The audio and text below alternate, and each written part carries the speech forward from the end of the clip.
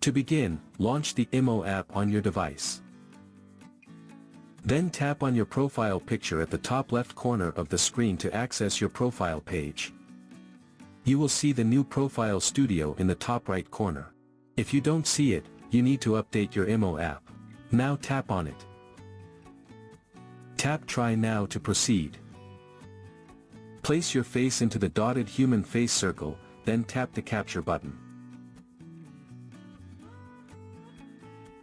It will then start generating your AI picture, and this may take a few moments.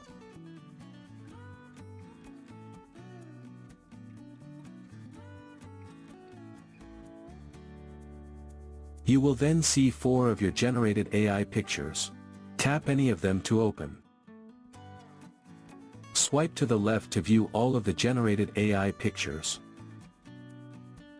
Using this picture, you can set it as your color show, profile background, or avatar. Adjust the picture within the circle, then tap the OK button. The picture has been set as your avatar.